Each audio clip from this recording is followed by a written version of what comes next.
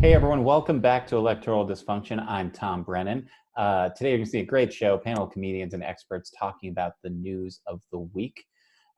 Quick programming note, we advertise this show as having Mike Udell from the Drexel University Public Health School to talk about this crisis and the historical implications of the crisis. We had a great interview. I loved it. We ended up talking for about 20 minutes. So we're going to actually put that up as a separate piece of content later today. So be on the lookout for that. And we're going to get right to the panel. Week 2. I don't like this. I really don't like staying home. I don't like the self-isolation, but it's what we got to do. I miss a lot of the little things. I miss my coffee shop. It was a Starbucks, but it was mine. It's the one I went to. I miss going there. I miss making plans with friends and then like an hour out, texting them that I have to work or I don't feel good or, I'm just kind of want to head home and just veg out. I miss being able to do that. I miss not having to worry about my family washing their hands and not going outside. That's what I miss. I miss the most being able to not call family and say, are you staying home? Like I'm a grown man calling other grown people and just begging them not to go outside.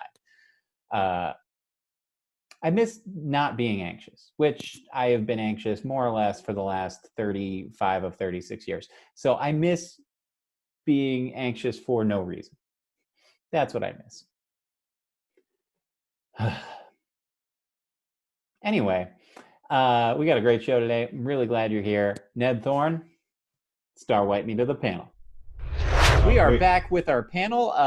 Please join me and welcome them to talk about the news of the week. First up, very funny comedian and writer. His War of the Worlds is available on NPR to stream. Is that correct, Chris Booth, or was it just up the once? Did I misrepresent you? It was up once, and we're in the process of trying to get it to stream.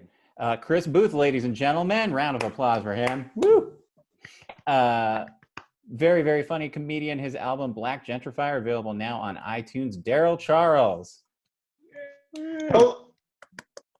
Oh, that's always just fun to do. It's very fun. That was very good. Well done.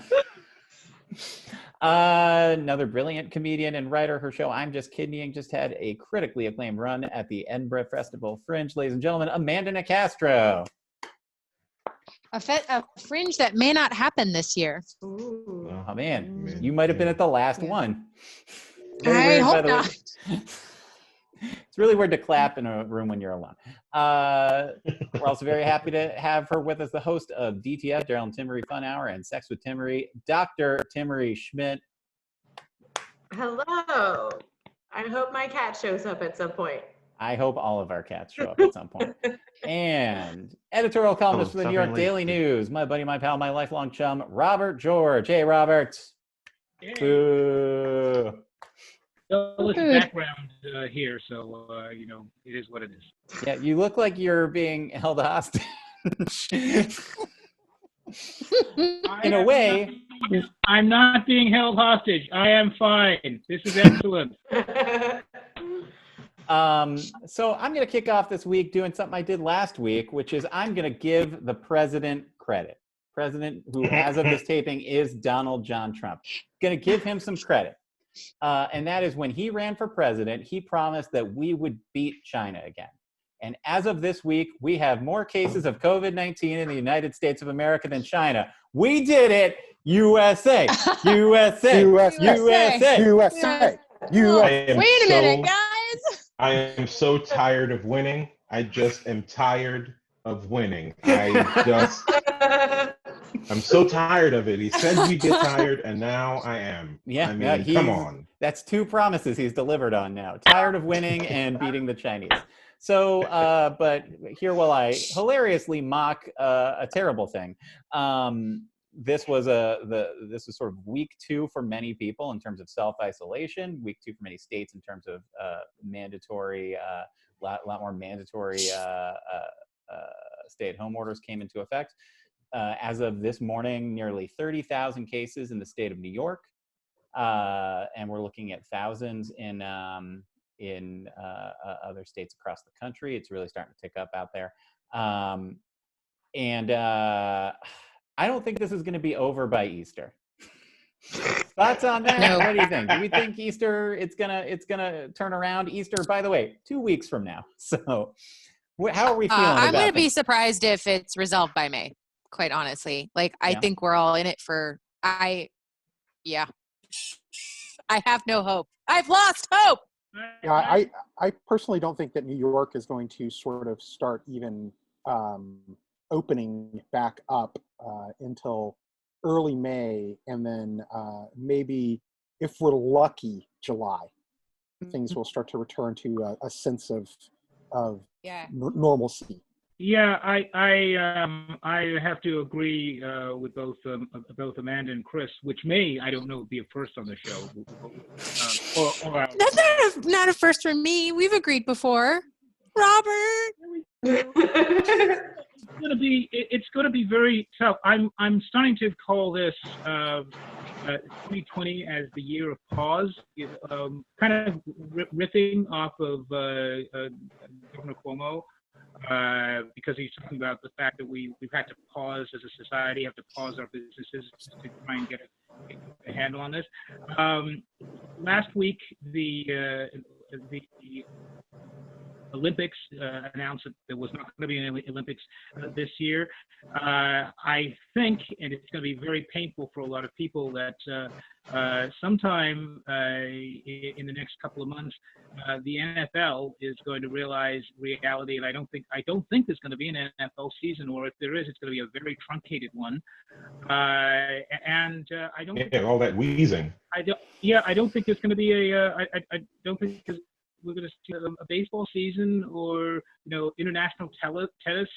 The conventions. Tom, comic book editor. We're not going to see a San Diego Comic-Con or a New York Comic-Con. I think all of these things are just going to fall by the wayside this year until we kind of get a handle on going forward in terms of being able to just get an economy working in a world where where this virus is going to be lingering for some time. Baseball and tennis, you can do those things. Everyone's 6 feet apart. But especially if you look at history, like if you look at the 1918 flu epidemic, the big mistake that especially a city like Philadelphia made is that as the sort of curve went down, they returned to business as normal. In fact, I think Philadelphia at the time had a parade about like how great they were not to have the epidemic, and then it just like wiped out the city. It was actually it was actually a parade to raise money. It was a Liberty Bonds parade. We just talked about this on an interview. Oh, sorry. It's okay. We just talked about this on an interview we're going to be putting up on the site tomorrow. It was a parade that was to raise money for the war effort. Within 24 hours, like most of the city was infected. My grandmother's little baby brother died. It was rough, and you're exactly right, though. It did come from a place of, we're not going to let this flu stop us from living our lives. And it can't wait to go to church Easter Sunday, baby. I got a fresh powder blue suit. Stop them from living their lives. So I read something somewhere that and I don't know if you talked about this in the last episode, Tom, but our life for the next 18 months could potentially be 1 month off, 2 months on, like 1 month 2 months like living life somewhat normally, and then 1 month of social isolation. Like every time the curve peaks, we go back into social isolation, and that is just simply to make sure that our healthcare system can take care of itself. I mean, that's like, it's going to be so weird the way that this changes like our social dynamics, because even if it's like we're back on, right, and I go back to work and my venues open back up and the gyms open back up and all that kind of stuff, like it's going to be so weird. Like, when are you going to hug someone? At what point are you like, never? It's going to be finger guns for me. Yeah. I've been giving Tom finger guns, and we're married. Yeah. It's going to be finger guns. That's it. That's all you get from me. Robert, knock yourself out with the idea of my wife giving me finger guns. What disgusting pun just got in your head? Do it. All I was just going to say is I've been giving Tom the finger for years now, so I don't think it's... All right. That was cleaner than I expected from you. Well done. Yeah. That's very clean. You're right, though. It's Well, like, I mean, Tom, I can jump in and ask, how do you feel when she pulls the trigger? Hey. Well, from what Ah. I understand, she's been slipping you the pinky for a while. I'm glad that you've moved up to the pointer. And my Tom, on parents your don't watch anniversary, this do you one. get and Tom am- on your anniversary, do you get double barrels? I'm just shocked. I am just shocked right now. All Yeah, right. you know. God, Robert George, bringing it home. You're in a prostate of seclusion, and that is where we're at right now. Oh my God. A good massage will clear that all up. I think we have plunged the depths of this particular joke right now. Oh, That's great because boy. Amanda plunged the depths earlier this morning. Man, I just wanted to appeal to my flared bass. You know what I mean? That's really. That's the fundamental problem that we've got here, I tell you. Oh my goodness. Well, this is our last show. But I need a minute to come back from that. It's called the refractory period. It's normal. It's normal. Damn it. Oh man, that was a They don't thing of have beauty. anywhere to make jokes. I'm That sorry. was, that was a thing of beauty what the three of you just did. that made it all worth it. You're welcome. But I do think that, like, you know, we talk about the return to normalcy, and I think we're already hearing push for that particularly from the federal government. Although as we went to record today, we also heard something different from the president. We'll get to that in a moment. But as I mentioned, the president, mean he's not reliable? sometimes he can change his mind. Oh man. Darryl, you mispronounced that. He is reliable. Oh, okay. Touche. Trump Well done. reminds me of the SNL character that John Lovitz used to play, the liar. He's like, yeah, that's the ticket. Yeah. We'll be back at Easter. Yeah, that's the ticket. That is an apt description. But I think, you know, we're already seeing that push from him, and what makes me uncomfortable, and I think is worth talking about, already from that, you were seeing a lot of people talk about this as an economic problem, and it certainly is an economic problem, but it is also at the exact same time and at the exact same level of importance a health problem. A much bigger level of worry is the public health. Well, I guess more than that, I mean, like, resolving the economic problem relies on us resolving the health problem is what I'm trying to say here. And I think we're already getting away from that when we're not even near the middle of this. It seems like already, like, you know, we'll talk about the stimulus package, and that was an important thing to pass, but people are like, we got to get this country back to work. Like, we got to get this country to the hospital first, like, before we can go back to work. Am I wrong on that? Or Well, Tom, Yeah.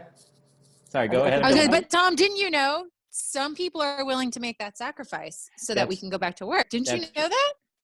I did hear that this week. I think I read someone said that the economy reopening as if nothing happened right now would be the equivalency of someone opening up a hot dog stand under Tower 2 5 minutes after the plane hit the first tower, going like, oh, yeah, let's do this. Everyone's out. I mean, that's the whole area is clear. I can set up business. I'll be the only hot dog salesman on 9/11. Everyone's milling about. There's a lot of first responders. Let's have a hot dog. Oh man, That's a good analogy. that is a perfect analogy to it. And I think we need to talk about. Talking about the health, the health side of this for a second. This week we did pass a stimulus, and certainly right now, again, we're hearing a lot from the government about, all right, some real progress was made. I believe it was late last night, the CDC quietly said that it would be advisable that all Americans wear a mask if you're going outside, which was not the case even a day ago. You know, This is not, we're not at the middle of this. Oh, that's new to me. Yeah, that is new information. I saw that this morning. I'm glad. I thought it was just in New York, but I guess it's just maybe it was just in New York or maybe major metropolitan areas. Robert, do you have insight on that, or? The CDC did put this out, and it is actually rather interesting because there was so much stuff going on over the last couple of weeks, and we may not have seen it. But the New York Times ran an op-ed about, I want to say, a week to 10 days ago, from a doctor I don't remember her name, and she said that the CDC's early guidance about people not wearing masks, or the average citizen not wearing masks, and that was a guidance that came out like late February. Upon reflection, might not have been the smartest thing to do, because while it's true that the main importance for the mask is, it definitely has to go to health providers and first responders. If there had been widespread distribution of masks to the general populace, that could very well have allayed the spread in a way that may have minimized the need for the social distancing. So, and by the way, I'm just remembering her column from memory. Anyway, the CDC has now said that it would be a good idea for the general populace to have masks when they're going out, which is going to be another production challenge. Who's going to be doing that? How we get up to speed on that? Yeah. Where are we supposed to get these masks? Because I was digging around doing cleaning, and I found one that has a panda face on it, and it was for funsies. But where am I supposed to get a mask at this point? And what? And then I would also how I would go to a store to get it. I'm also unclear. Yeah, who's making them? Well, I'm also unclear as to what type of masks, because they're not all masks, right? Well, they're the N95 are the highest level, and they're the ones that most healthcare workers most need. But there are the more generic surgical masks, the ones we see on every doctor, on every medical show, when they're going in to do surgery and so forth. And I think for the average person who's going outside, running down to something at the grocery store or something, I think that would be fine in limiting the germs that they're putting out and germs that might be coming in. Yeah, I mean, I was under the impression, and I could be wrong. I'm obviously not a doctor, but then again, our that stop you. Yeah, I mean, Look, why would you? Why wouldn't I? I don't know that it's obvious that you're not a doctor. Guys, I am just an average middle-aged white guy on Facebook, which means I have an opinion on everything. But my understanding is that the mask is more so. It's less about contracting COVID, and it's more about if you are a carrier who's asymptomatic, that it will stop you from being able to give COVID to someone else. And yeah, that was an appearance by my wife in the background. That's good to see, Heather. That's correct. Yeah, the mask, it's more about containing for yourself, because I guess what's starting to come up is that particularly in younger people, you're seeing people who may in fact have the disease but are asymptomatic and are still sort of walking around, going outside because it's sorry, go ahead, Darryl. But no, yeah, they're still passing it along. Yeah. Sorry, this is a kind of a detraction, but Pat Robertson, if I'm not mistaken, has blamed this on oral sex. Yeah, well, I guess we're stuck with it then. The kids. I wish people were having that much sex, TBH. Oh, man. I've had COVID-19 for, 22 years now. It's been a very long time. Yeah, I was going to say, I guess we're stuck with it then. Trying, Then there was that time, Darryl, when you were 14, where you tried to see if you could give yourself COVID-19. Right, you know what I mean? Michael Douglas is the outbreak monkey of COVID-19. I just want to point out what that means for the right wing right now. And I try not to pick on them as much as I used to, because I'm trying to be a man of peace. But right now they are arguing that the two things to end this crisis are, based off of that reporting, no oral sex and let your grandparents die. And I don't care for either of those things. I mean, my grandparents are dead, but were they alive? Let's talk about that real briefly. I want to talk about Lieutenant Governor Dan. Sorry, go ahead. You don't remember that old Arlo Guthrie song from the Great Depression about suck a dick and let grandma die? I mean, that was I believe that got the whole country back on track. Timaree, yeah, that great about old to say something. Yeah, I was just I've been thinking about the like incredible amount. I mean, obviously the pro-life side was always just, it was never about facts or consistency anyway, but it's just so much more egregious now because it's like the same people who are like, oh, abortion is murder and even birth control and blah, blah, blah, blah. Like the owner of Hobby Lobby, who of course worked with ISIS in order to get like fun archival things for his religious paraphernalia, kept Hobby Lobby open until like yesterday because he didn't care and refused to allow his employees to have health insurance that covered birth control because he's so pro-life. And then this is the same party that's all like, well, you know, they old though, so they can go. Like they already had their time, right? And it's like, yeah, you keep people on like a ventilator when they don't want to be. Why is this suddenly? That's a great point. Like, come on. Their brain is shut down. Now keep them going. Well, this person has the flu. Well, I mean, a friend of mine who writes for National Review, a woman by the name of Catherine Lopez, she co-wrote a piece in the Daily News a couple of days ago with the unusual title of Andrew Cuomo pro-lifer. And Andrew Cuomo, of course, is progressive and pro-choice and so forth, and in fact got into a big fight with the conservatives a few years ago because he said, well, you know, if you're pro-life and anti-woman, you should leave the states and so forth. But she was calling Catherine Lopez and her co-writer, I think Charles Camozzi was his name. Was calling out the hypocrisy of her fellow conservatives, saying, you know, you guys have always said, you know, we need to be pro-life completely, and now you're saying we should be dismissive about efforts that are going to be there for the safety of our oldest citizens and our most vulnerable and physically weakest, and good for Andrew Cuomo saying that he wants to work to keep every single life make every single life precious. I think, and just for a little bit of background, like this was a general tone that was kind of creeping up, particularly on like Twitter, right? Less like not necessarily from leadership until recently this week. I think it was Lieutenant Governor Dan Patrick of Texas, who is often considered one of the future leaders of the Republican Party in Texas, was on, I think it was Tucker Carlson's show, and he talked about how he was a grandparent and most grandparents would be willing to die to save the economy for their grandkids.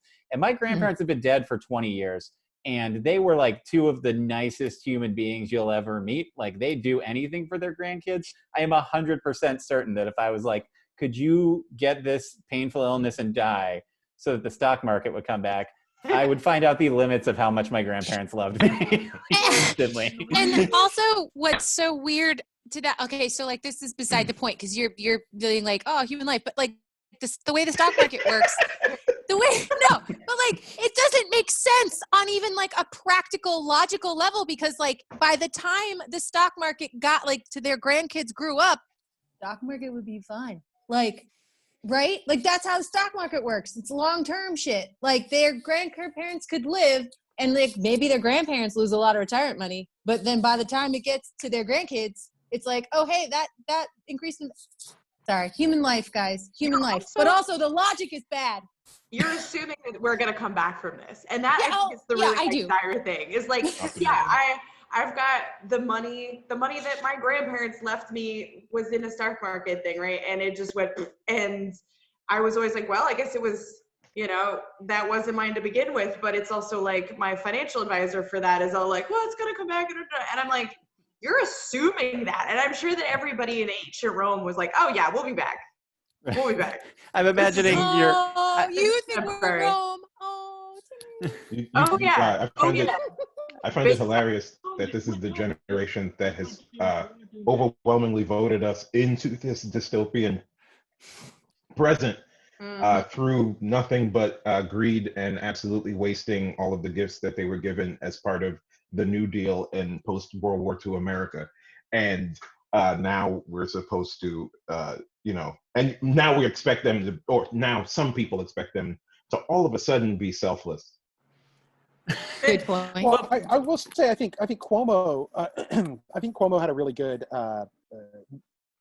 handle on it, where he said, you know, the decision to shut down was a decision made from a healthcare point of view, not a economic point of view, Right. and that once the healthcare sort of aspect of this, they were able to gain some sort of handle on it, then they can make an economic decision. But he also said that, you know, keeping New York shut down for 3 months is just not an option on some level. And so they have to figure out how to make both happen, which I think that's a responsible thing to say. I don't think saying, you know, it's our economy and the shutdown isn't like a light switch. It can't just go on and off. You know, it's off, and now we got to figure out how to get it back on, but do it in a very responsible way. And I think jumping off of that, I think an important thing is Trump keeps saying we need to open everything back up again. Well, remembering that, you know, the biggest economies that have shut down in this situation are New York and California, and Trump does not currently have the authority to start things back up again. That's the governors of those two states, Cuomo and Newsom. I think California is maybe the fourth or fifth largest economy in the world, the state itself. So you're starting to see that kind of pressure, but there's not a lot he can actively do. That said, Robert brought to our attention right before we started shooting that he is actively pushing, President Trump, actively pushing a quarantine on the New York area, which it's an interesting thing to see what that is. Take us through that, Robert, what you know so far. Well, and keeping in mind that everything is fluid as we're talking about this right now, and we're also talking about Donald Trump. But he gave one of his great formulations of something along the lines of some people think it would be a good idea, given the hotspot in the New York City area, to put in place a 14-day quarantine of anybody who is in that area from going anywhere else.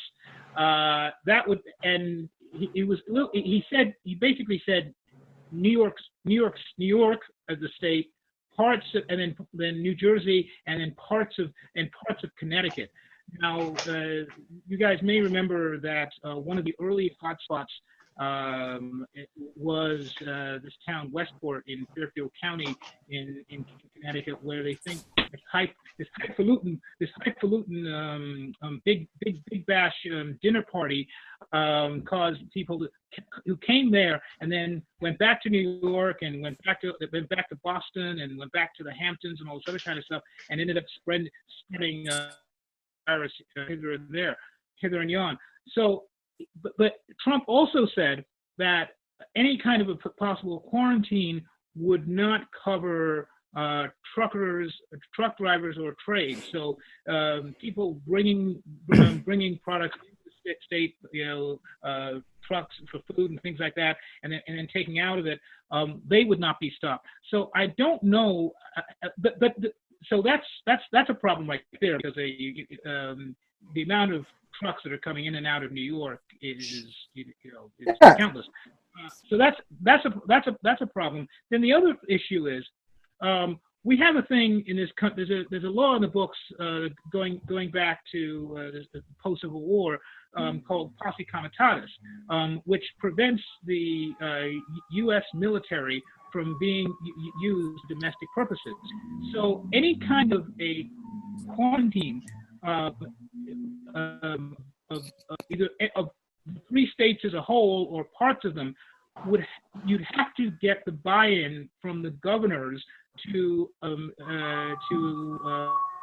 help those states to prevent people from coming in and coming out. So just practically speaking, and Governor Cuomo said this, he said, I haven't been notified about it, and I don't know how it would work constitutionally or pragmatically. So that's kind of where we are. Well, obviously, I mean, if they were going to even do two things, if they were going to do something like that, and they should have done that 3 weeks ago, because all the people who could afford to get the hell out of New York City got the hell out. All the people who are left here are people who are going to leave anyway. And the second thing is, didn't he break that when he sent all the troops to Mexico to stop the invasion at the border that just so happened to coincide with the midterm elections? I mean, I could be crazy in remembering that, but I think he already did that. The violation of posse comitatus. Yes. You might be right there. You might be right there. Wow, Robert, that's the first time you've ever said I might be right about something. Yeah, this is really, this whole quarantine is just turning our world upside down. Like you've agreed with literally everyone in the panel. Yeah. Dogs and cats are living together. Rain's going up. Robert and Darryl doing great butt jokes. Sorry, go ahead, Robert. Hey, look. As our poet laureate Billy Joel once said, you know, you may be right, you may be crazy, you know, but who knows. That was good. That was a good segue. Similar to your butthole, I'm just a bundle of nerves. You know what I mean? Like this is a tough time, and I'm full of anxiety. And similar to Thomas's butthole, I'm open to anything. Nice. Hey, everyone. I just wanted to jump in very quickly. The next segment on the show, we're going to be talking about a matter of sexual assault. And I just wanted to give a heads up to anyone watching for whom that may be a difficult issue to hear about. Maybe you have kids in the room, or just for whatever reason, it's not something you're up for hearing a conversation about right now. We completely understand. We don't want you to be uncomfortable watching this show. I encourage you to skip ahead 5 minutes or so before our next topic. Thanks so much for watching. Now back to the show. So I want to talk about one more story before we go. This was late breaking as of, well, I guess it broke over the course of this week, but sort of bubbled its way up to more news organizations yesterday, which is to say former Vice President Joe Biden, who's currently the frontrunner for the Democratic nomination, stands accused of sexual assault by a former staffer. The story started on a podcast, led to some trending hashtags of like Time's Up Biden. There was question around based off a Vox article. It was a great Vox article that I'll drop in the comments here that kind of gives the whole perspective of this. This is someone who had come forward a year ago when Lucy Flores called the vice president out in terms of inappropriate touching. She didn't share this story, the story of assault at the time. She shared a different story and has shared this story this week. We were unsure on covering on this show just because there was still information coming out, but I think it's an important thing to talk about.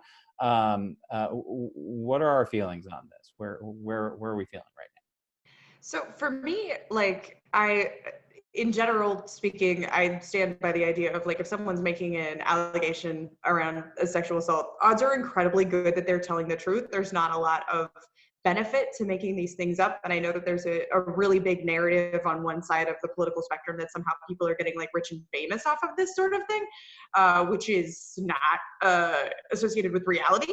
So in general, I would tend to believe this, but like the weird reaction that I had was like, didn't we like kind of already know this about him? And I guess people have decided they didn't care, I guess was not that I didn't care. He wasn't my candidate. I mean, I'm still very possibly going to vote for Elizabeth Warren if there ever is an election. Yeah.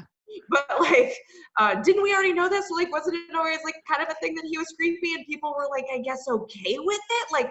I assume this person's telling the truth. I don't know. Yeah, I don't know what else to say about it. Can I piggyback on what Timaree Sure, said? yeah. I'm in the same place. Like, regardless of whether it's true or not, for me, I'm pissed at Biden because a year ago, these types of allegations came up and everybody ignored it. They were like, oh, this won't pop up again a year from now. There's so much at stake in 2020. We'll just let this guy with baggage run. And even now, in the current situation, it's like, well, are we going to let Trump have a second term? I mean, during a global pandemic? The whole thing is messed up because it's so fucked up. Even if this wasn't happening, he still has to answer for the way he treated Anita Hill. I mean, thank you. He's never actually really established anything around some of this past stuff. So he was never my guy. And there's this really false dichotomy that we have to still fall behind him. I think this is a really good time to really, really look at our entire electoral system and be like, why are we doing any of this the way we do it? So that it comes to March and most of the states haven't even had primaries yet, and we have somehow already decided. We're stuck with this guy. And like, we started out with this huge diverse panel of candidates, and they're all gone except for these two guys. Like, this, if nothing else, this should be a huge wake up to the Democratic Party that this is like a totally fucked way to try to come up with a candidate, because then you end up with this Thank you. stuff. And like, Well, I think I would just say, for context, 'cause Timaree, you brought up the point about accusations before. The accusations that were out there were accusations about sort of, I think, what we would consider inappropriate contact. This is, I think, the first one of like an act of like aggression, Yes, sexual assault, which is an important distinction, but no less, like, Yeah. by the way, it doesn't make the inappropriate content like, it was fine then. It was still, I think, likewise, a problem for me. And I think a thing that the Democratic Party, the problem here is, let's say that, this point about, let's say it came out that this was not true. It still is a story about a candidate that does reflect a real problem people have had with him. It reflects off of the handsiness. And as we saw in 2016, with some of the things that came out around Clinton, some of which were true, some of which weren't, if what comes out fits, the MO of things you've done, it's still going to hurt you in the general election and depress turnout. I cannot wait for But His Fingers. It's going to be the best. Oh, God. Hashtag But His Fingers. Oh, dear. Come on now. I just coined it. It's yours. Like, all yours. Just on a slightly more serious point, but to kind of follow up on what Tom was saying, and Timaree and Amanda, correct me if I'm wrong. A year ago, the issue seemed to be that Biden was a man of a certain age, where the idea of what personal physical boundaries are was not as pronounced as it is currently. So the handsiness and so forth, it was being passed off, and probably unfairly, inappropriately anyway. It was being passed off as, okay, this 70-something-year-old guy, this is how he would do, this is how he would act, and maybe patting a woman on the back for too long, or doing a neck rub, or something like that. It was seen not as an overtly aggressive act. The way this particular incident is described is a sexual assault. Apparently you put his hand up, up her and so forth. I mean, which is without any kind of question appropriate and arguably disqualifying. But I think that was what the context of those previous Biden ones. That's an important distinction. This is a categorically different accusation than what people are talking about. This is absolutely true. That said, the way that people were doing the mental gymnastics to explain it is kind of the way people use mental gymnastics to be like, well, they're a product of their time, so they can still say these super racist things. It was actually never okay. And women are only now getting like the opportunity to be like, hey, do you touch the lower back of guys when you walk past them? If not, why are you doing it to me? And it was like actually never acceptable. And it's not the same thing as a sexual assault of this of this like magnitude. But I think that the fact that it was just got pushed under like, oh, but he old, how can he be expected to understand that women are people, So like, I think this also is an opportunity to talk about like, maybe we take that stuff seriously because it's a part of the larger issue of not respecting people's boundaries based on gender. I will say, whenever I encounter a man who feels comfortable putting his hand on my lower back, putting his hands somewhere, invading my personal space, I don't automatically jump to the, oh, this man might sexually assault me one day, but it does throw up my red flags. This is a man who doesn't respect my personal space at all. So, yeah. Definitely. I do think, look, Joe Biden has never been a progressive, right? His whole thing is that he wants a return to normalcy. And I think we all know that part of that normalcy was sexual assault and it going unreported and not believed, especially during congressional hearings that had to do with the picking of a Supreme Court justice. So This is kind of just par for the course. Darryl, but He was never my dude. And yeah, just like what Timaree said, like he was never my dude for one, and two, yeah, so many the narrative that he is winning and it is already decided is has always been pretty terrible to me, and this is just more proof toward that it's not selected yet, but you know, I think there are plenty of interests. I assume those are financial and not social that want this dude to win, or at least be the Democratic nominee. Where are we in terms of, like, I mean, because he wasn't my dude either, but I am personally like looking at the primary from a very hopeless, well, we're up Schitt's Creek ladder now or whatever. But like, where is, like, what is there still, like, Bernie wasn't my second choice either, but I think I would prefer him to Biden. Sure. So it's like, is there, like, where are we in terms of the electoral, like the votes in the primaries at this point? I would say like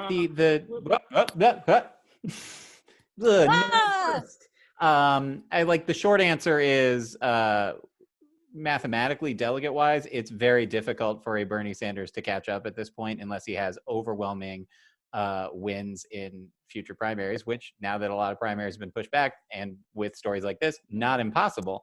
However, also, you know, the party, you know, you still have to get through a nominating convention as well. And I would say, you know, this is a very serious accusation, and it seems trite to dump, you know, campaign politics into it. But Robert, I'm going to tee you up with a question here.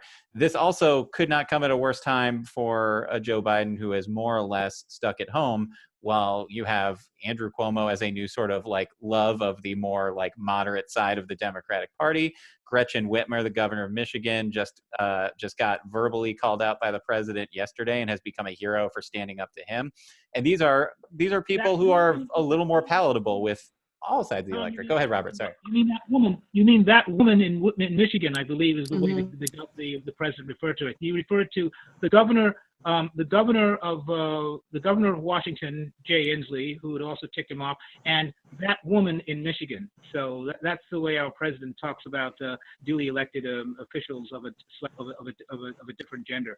But to your point, and I apologize for interrupting you, though that's not the first time. It's okay. I can still hear you clearly, but your camera's frozen up on my end, so it looks like you're calling from like a war zone. Oh wow! There it is. All right. I'm moving. Is it? Do I look like? You're moving now. Go ahead. It is the case, and you're starting to see a little bit more of this burbling up. Andrew Cuomo, who of course is the governor of what has become, you know, ground zero of epidemic in this country, and progressives have a lot of issues with him, as I've seen close up myself. But he is presenting an image, not just an image, but a reality of a chief executive who has a good command of the facts and is able to communicate what the needs of his state, and at the same time still try and give.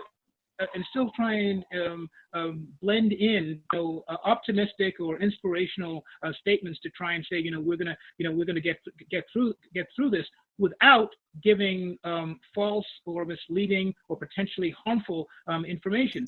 So he's coming across as an implicit. Not an implicit spokesman for the Democrats, but an implicit spokesman of reality, and he's also the one who's sparring. I mean, he'll give the federal government credit when it needs to, but also call out the president and call out the federal response when it's necessary, as in the case this week where there's this fight over the number of ventilators that are going to be needed in New York. Oop. I think we lost Robert. Well, isn't Cuomo got him? I have a question. Okay. That I may be very ignorant about, but isn't the whole purpose of the superdelegates within the Democratic National Convention is to be able to sort of make those pivots? You know, responding to Amanda, so that if they do, you know, ultimately they're going to make the choice of who they think is going to be the best suited to go up against Trump. but couldn't they sort of guide what happens next? But then also, I mean, and once again, this is my ignorance speaking, but I mean, the primary system is purely a system set up within the party itself, meaning they could say, yes, we want Biden, and then when it comes to convention, literally at that moment they could vote someone else in, so to go up against Trump. So that's correct. They can on the second ballot. The first ballot, you have to adhere to what your state vote was in the primary, but then there's a second ballot, and if you don't reach a certain threshold on a second ballot, everyone is more or less, like there's some intricacies, but more or less clear to vote whoever they want. So yeah, this could, if this Warren's becomes still in.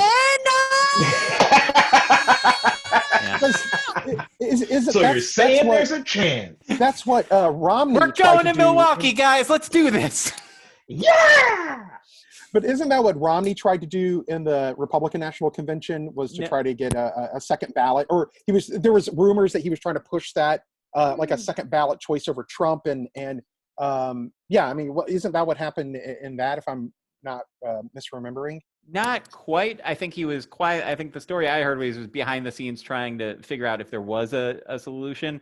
Okay. Republicans don't have super delegates. They in fact have a slightly they if nothing else, the Trump win proved that people were like, super delegates are bad. And yet were I a Republican in 2016, I'd be like, you guys got any of those super delegates? Get us out of this. But Robert, is that more or less correct? No, that's correct. I think, and my memory of this is not, but I think there were a number of forces. There was Romney was trying to. I think Ted Cruz was also trying to do some stuff behind the scene there. But the all winners squad, as we call them. Not hard to do that. However, I will say this: there are a couple of wild cards we have to keep in mind here. There is a possibility that there will not be a convention this year on either side. I mean, Trump said that he's definitely going to have one. But if we're still, as Chris said earlier, if we're still dealing with this thing, come July, neither will want to do it. And if the crisis is expanding as opposed to being gotten under control come July, the party may make some other kind of determination, and I don't know. I decide and then to make a different kind of a unity ticket. I mean, we are in an uncharted territory that this country hasn't really seen since going back to Depression, World War II, or maybe even the Civil War. So there are all kinds of interesting things that there are interesting ways that this whole thing could play out. Well, we got a long road ahead towards that. I think I'm going to leave it there on that issue. And one last thing before we go, posed a question to you guys, and if you forgot, you can take a minute to think of an answer. Just something for the viewers and listeners of this to either read or do or watch while they're stuck at home. And I'll go first. My suggestions right off the bat, go to iTunes and purchase Black Gentrifier, Darryl Charles' new album. Listen to that. Then head over to Timaree's Twitter page to find out when she's doing her workout classes. Sign up for those. They're great. Amanda, you're enjoying them, right? Yes, I am taking the Pilates class, and it's lovely. And then something to read yet again. If you want the best coverage of what's happening here in New York City, head to New York Daily News or nydailynews.com. They'll give you the first 10 articles before the paywall clicks in. Anything else folks want to advertise for people to read or watch or do or listen to while they're stuck inside? It's okay if you don't. Yeah, I think you should really go to darrylcharles.bandcamp.com and pick up Black Gentrifier. It's just been put up there, and I believe I get money if you do that. So, there's that. I don't have a date set, but I'm going to be doing a streaming version of I'm Just Kidneying with Frigid NYC. They've set it up over Vimeo.